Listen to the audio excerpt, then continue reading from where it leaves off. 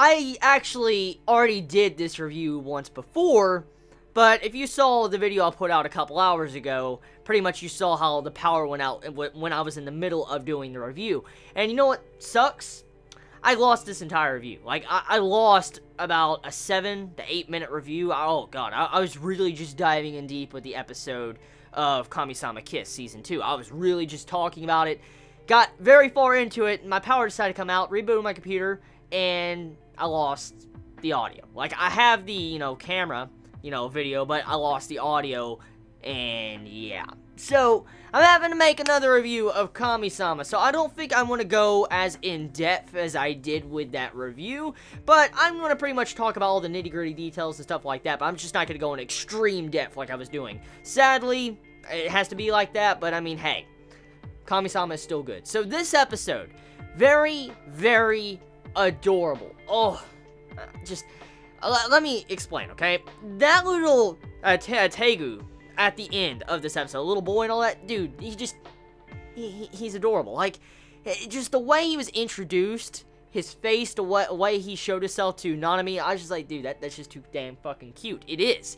And so, I have to say, this episode of Kamisama, a very good episode. Like, it had romance progression. Like, the first half of the episode was mainly meant for romance progression, and then the second half of the episode was mainly Akuda trying to get his body back from the netherworld. That's pretty much it. Along with this dude being set up like this shady yokai that is going to be attacking Tengu Mountain, and also it's directly linked to this new, Tengu boy that was introduced at the end of this episode. And so, we have a new arc being built up in the second half of this episode. So, before I talk about that, let's, talk about the romance progression of this episode. So, the first half, pretty much, it tackles the difficult question that was mentioned in the last week's episode of Kamisama.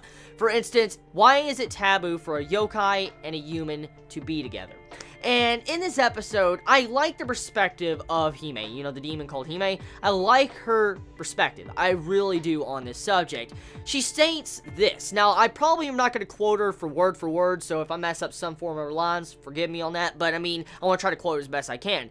Pretty much, she states that you should cherish the time you have with this person. For instance, even though you will live for centuries, like the demon will live for centuries, and the human may live for 50 years, it doesn't change the fact that you have only so little time to spend with this person. You should cherish all that time you spend with this person. And so, don't spend that time you only have, that little time you have with this person, on regretting and making a decision that do you want to regret, falling in love with this person. Instead, you should use this time to just cherish these moments with the person you love.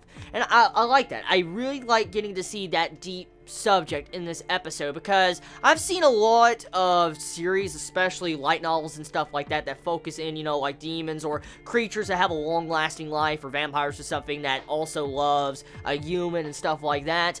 And, there's always that age barrier, because, they'll continue living on, and the other one will die before, they're even like 50, 70, or whatever. So, I like how Kamisama tackled this subject. It was very cliche in some aspects, yes, but the way it was tackled, I like it. I do. I'm pretty satisfied with that, because that's pretty much what I would say. Why spend the time, the only little time you have with this person? Like, why would you spend all these 80 years, let's say the person lives 80 years, why would you spend all 80 years debating should you fall in love with this person, and then they're gone?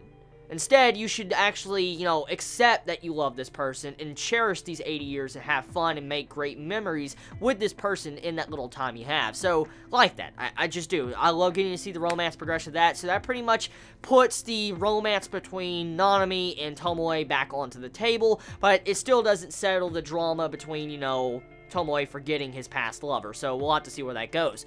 Now, moving into the second half of this episode. The second half of the episode is where the main beef of the plot is building. For instance, we have it to where this dude, this new yokai dude with white hair and stuff, he goes to visit Kirihito in this episode, and he's like, oh, I want to serve Akuda, I want to get his body out of the netherworld and stuff like that. And pretty much at the end of the day, this dude was wanting to use Akuda as a fiddle. He wants to use him like a fiddle, and he states before, well, he tells us he's going to use him like a fiddle. He's going to go attack the mountain, the Tengu mountain, and claim it, and take it in Akira's name, and give it to him as a gift. So, in turn, this is going to lead it into where probably Kurama is going to find out about this dude, and he's probably going to try to protect his homeland. And speaking of Kurama, he got characterization in this episode. Characterization, character backstory, and slight development. For instance, we found out how he grew up.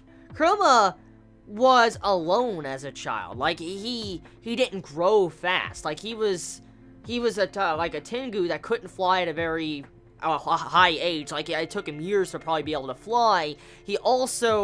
He looked very young and didn't grow and stuff like that, so he had a lot of issues when he was younger and people made fun of him. And so we find out a little bit of backstory on Kurama in this episode, which took me by surprise because I didn't expect his character to get fleshed out in this episode. So most likely this upcoming arc we're getting into is most likely going to completely center around his character and developing him. So, I'm looking forward to that. Overall, that's pretty much this episode of Kamisama Kiss. Tell me your thoughts in the comments below. I love y'all so much. Please be safe. Chibi out.